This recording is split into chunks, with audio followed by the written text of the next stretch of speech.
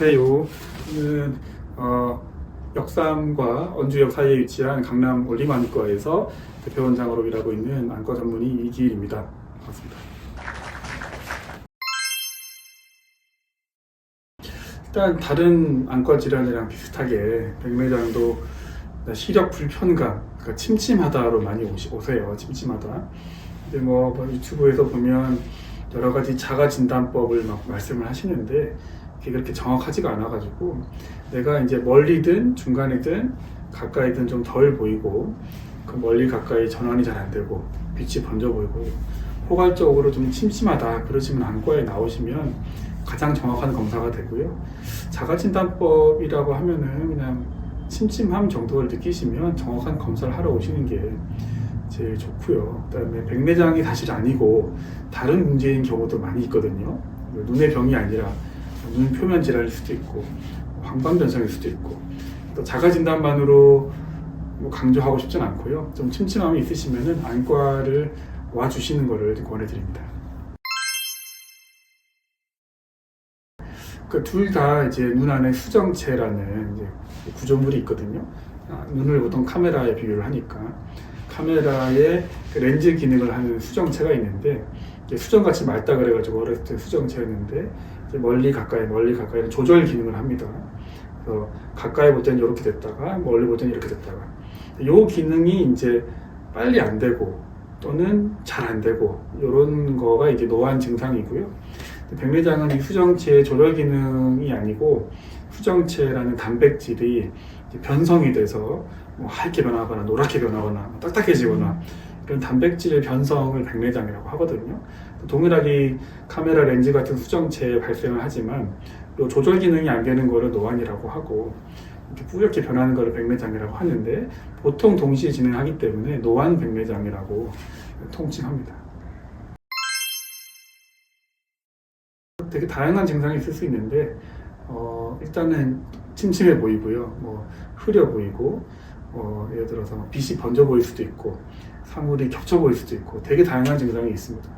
그러니까 이제 또 백내장도 뭐 예를 들어 종류가 많아요. 안에가 노랗게 있는 핵 백내장도 있고 겉에가 하얗게 있는 피질 백내장, 뒤에 누룽지처럼 붙는 후낭 백내장 되게 종류가 다양하기 때문에 어느 부위에 어떤 타입의 백내장이냐에 따라 가지고 증상이 너무 다양해요. 그래서 증상만으로는 또 진단이 어렵기 때문에 한번 내원하셔서 눈동자도 키우고 정밀 검사 하시는 거를 권해드립니다.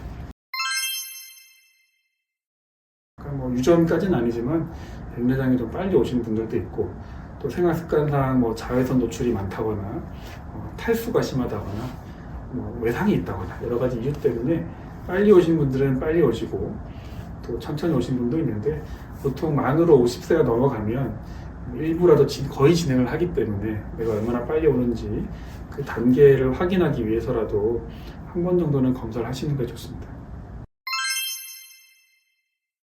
백내장을 정말 정확하게 보려면 눈에 산동제, 눈동자를 키우는 약을 넣고 이제 보는 게 제일 정확하고요. 눈동자가 커지는데 한 20분 이상 걸리거든요. 그래서 그냥 봐도 보이지만 조리개를 쫙 편 상태에서 백내장이 어느 정도인지 어떤 타입인지 또한 이제 백내장 수술을 고려할 때 눈동자를 키우면은 이제 수술의 난이도까지도 알 수가 있어요. 그래서 산동 검사가 필요하고 그 외에 이제 백내장 수술을 하게 됐을 때 그 외에 다른 또 문제가 있는지 카메라에 뭐 렌즈뿐만 아니라 뭐 필름이나 뭐 망막이나 이런 데 문제가 있는지를 같이 보는 게 좋습니다. 보통 적어도 1년에 한 번 정도 받으시면 좋은데요. 저는 이제 치과라고 했을 때 치과도 스케일링 같은 거 받잖아요. 1년에 한 2번 받잖아요. 그래서 백내장뿐만 아니라 눈 표면에도 많은 질환들이 있기 때문에 한 2번 정도 오시면 한 번은 정밀 검사 하시고 한 번은 기본 검사 하시고 눈 현미경 한번 보시고 이 정도 가실 거를 권해드립니다. 검사는 뭐 눈에 닿는 검사가 거의 없기 때문에 다 빛으로 찍는 검사들이어서 뭐 불편감은 거의 없고요. 시간은 정말 꼼꼼하게 하면은 한 3, 40분 걸리는데 보통 30분 이내에 요새 거의 검사가 다 되기 때문에 그 눈에 대해서 거의 99% 정보를 얻는 검사를 눈 종합 검사라고 하는데 한 25분 정도 걸리는 것 같습니다. 뭐든지 병은 빨리 발견하면 소위 말해 이제 치료 계획, 플랜을 세우기가 유리하기 때문에 검진만 잘 받으시고 또 백내장은 좀 억제하는 안약도 있거든요. 억제 안약이랑 뭐 자외선 차단 이런 이제 생활 습관 교정으로 하게 되고 근데 또 너무 늦게 오시면 또 수술을 또 하셔야 되니까 미리미리 검사하시는 걸 권해드립니다. 이게 좀 주관적인 면이 있는데요. 이게 일단 본인의 불편감하고요. 그다음에 기본 본인의 눈 모양 굴절이라고 하는데 뭐 원시인지 만시인지 근시인지 그 생활상의 불편감, 눈의 모양, 직업, 또 생활 패턴 등등을 고려해가지고 수술을 하는 게 전체적으로 유리하겠다, 만족도가 높을 것 같다. 그러면은 이제 결정을 하게 되고요.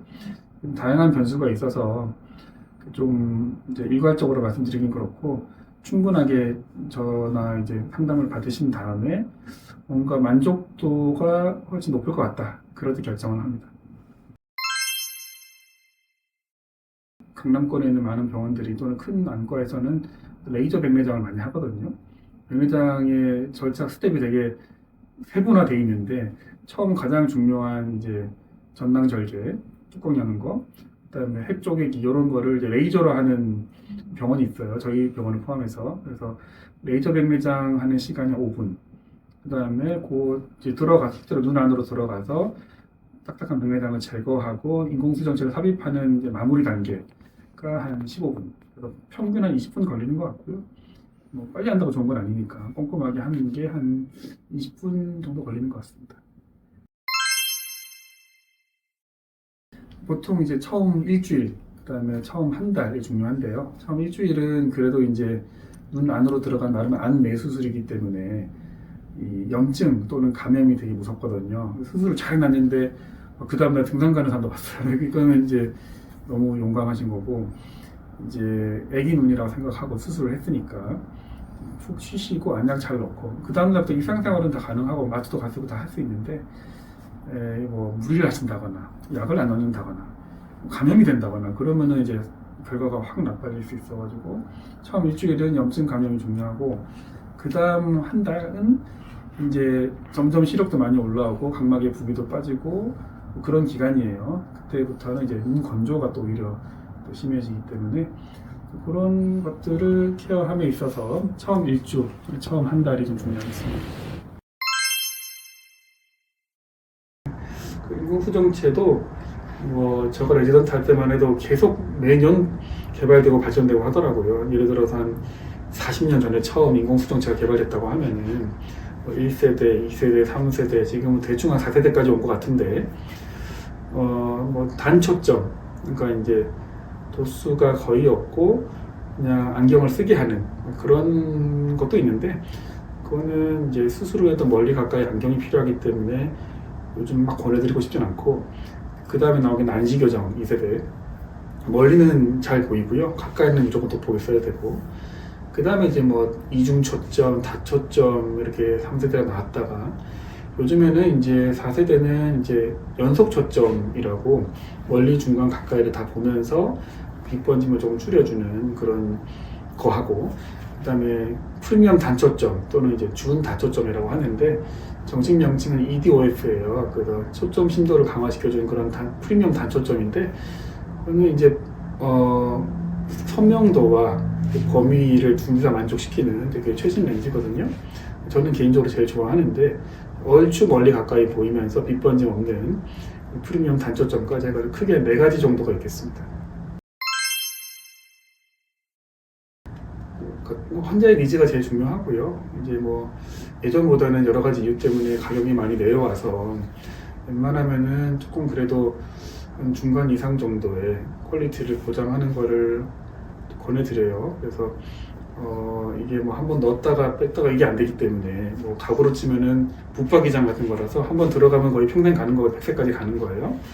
그래서 그 예를 들어서 뭐 너무 이제 고령이시라거나 뭐 시력에 대한 니즈가 없으면은 뭐 단초점도 고려합니다만 일반적으로는 그래도 멀리도 좀 보시고 가까이도 보고 빛번짐도 좀 없고 가성비도 좋은 이런 쪽으로 상담을 드립니다.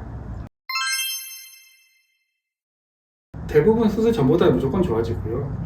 그리고 이제 0.8 이상을 이제 보통 일상생활한 이제 정상 시력으로 보는데 그 정도는 대부분 나오는 것 같고, 수 전에 백내장이 얼마나 심했는지 또는 다른 숨어있는 뭐 황반변성이라는 숨어있는 병이 있는지에 따라 다르겠지만 일반적인 경우에 있어서는 안경 없이 아주 만족할 시력이 나옵니다.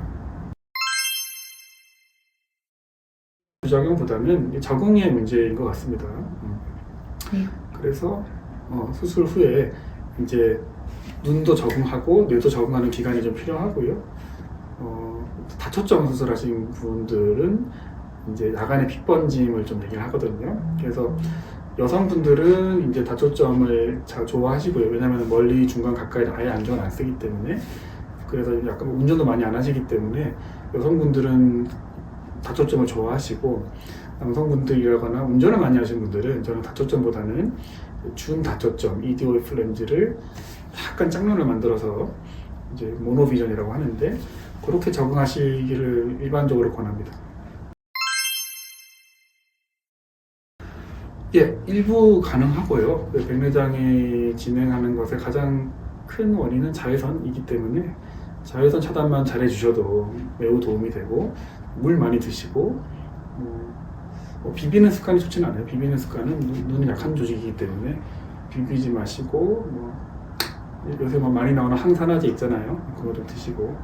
그렇지만 이제 이게 계란이 단백질인데 계란이 후라이가 되면 다시 투명해질 수 없는 것처럼 한번 진행이 되면 돌이키기는 어렵거든요. 그런 부분은 이제 인지하시고 좀 정기적으로 백내장이 왔다고 무조건 수술은 아니기 때문에 검진을 정기적으로 받으시면 좋겠습니다.